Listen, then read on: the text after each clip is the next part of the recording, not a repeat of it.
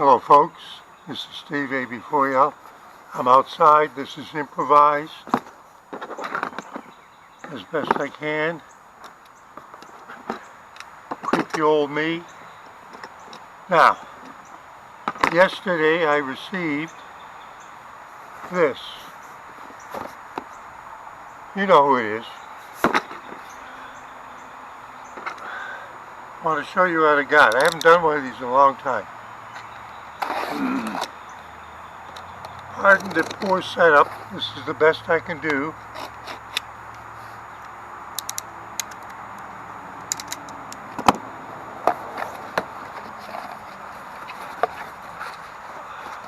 Four items.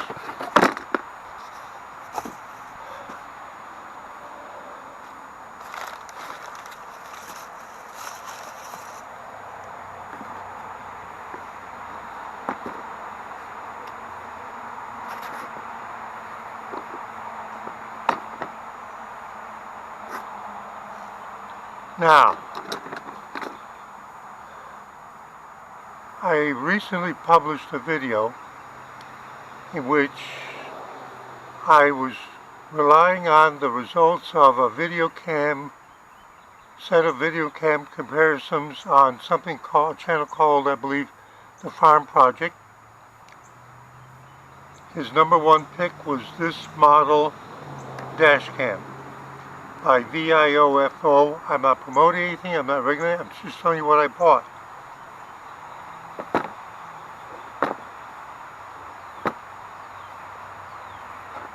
Now, when I went to his special page on Amazon, among the seller, it also offered a deal of the camera I wanted plus a circular polarized lens cap. And for how much it was extra, I thought I would try it because I know the dash cams have a lot of trouble with glare, reflective glare.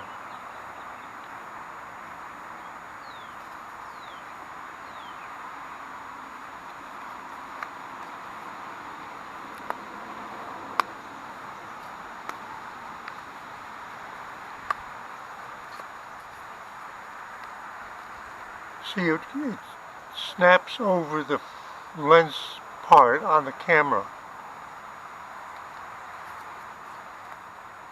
Just making sure everything's in the box. It's got the same brand name. They obviously bought them and repackaged them.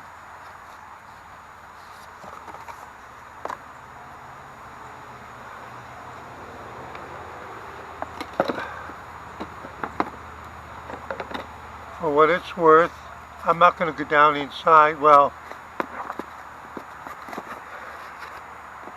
user manual.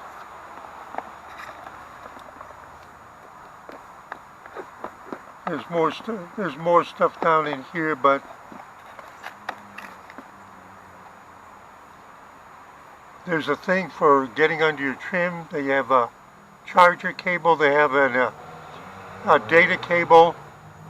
The power cable is long. They're expecting you to use a battery or your car and you want to route it permanently. The data cable is just a USB 2. And there's one or two things more, I guess, in there.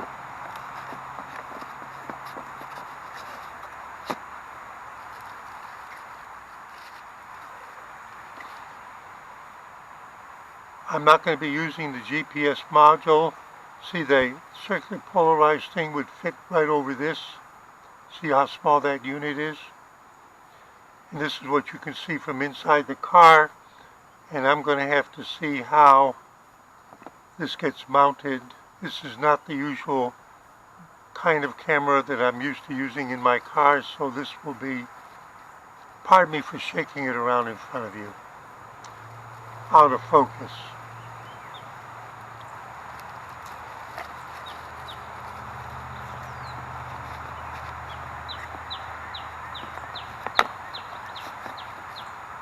Gotta get yourself organized, Steve.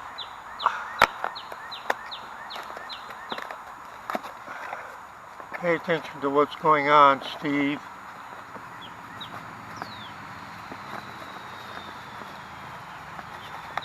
There'll be other reports about the actual dash cam and its usage. Pardon my clumsiness. Pardon my clumsiness.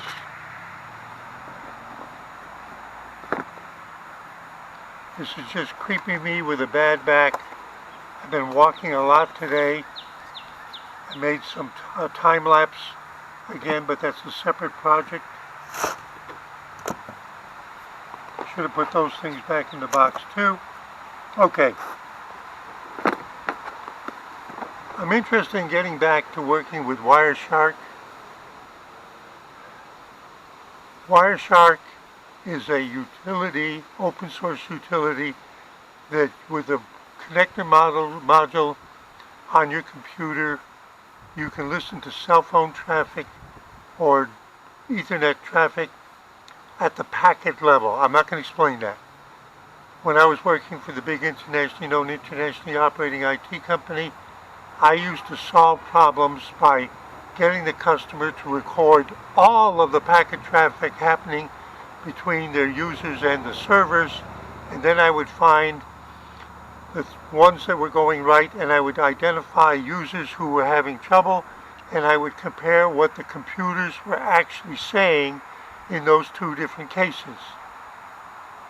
When somebody writes code, they have error catching sections, but they're guessing at what might go wrong.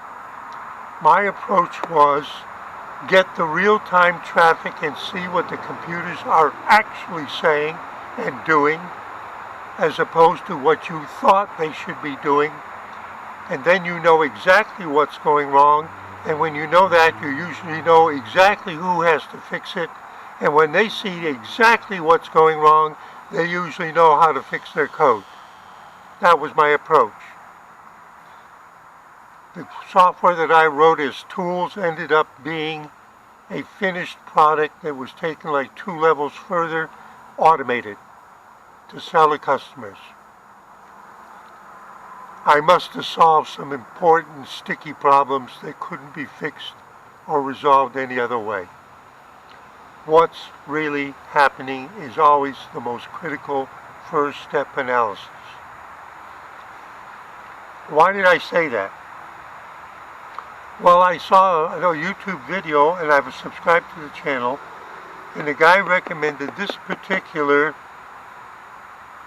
it's a business Netgear. I don't like Netgear, they have problems, but it's gigabit, that's what I need. It's not a router. You plug in your computers, and one of these goes to the next, one of these up the line till finally goes to the router. But what's different about this is one of these ports can become a managed port that will show you all of the traffic that comes from the next device looking for the destination actual computer. Let's say there were 4 computers here. Each one has a different network address. When the packet comes from somewhere else on relay to the input, it's then routed to the one that is the computer that you want, or to the next relay cable. One of these ports can be set up to reflect all of the data coming in, so you can analyze all of the traffic using something like WireGuard. Go ahead, Google WireGuard. It's a unique name. I'm not going to open this up. They show you the different ways, different devices it can be connected to. $39. But I bought it because of the mirroring port. I don't have one like this in my devices. So I bought this. As I was looking at this, SODOLA,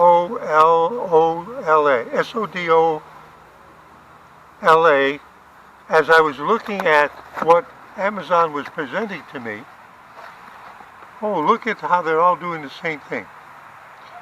They showed me this, which supposedly does the same thing, but it's got even more ports. And suppose this is an 8-port, the other's a 4-port.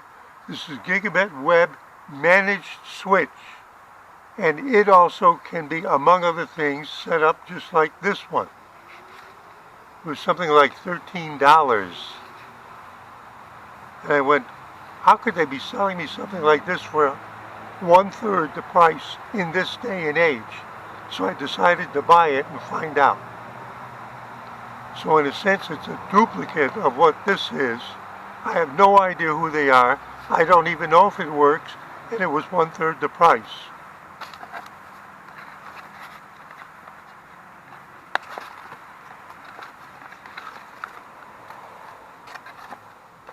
Okay?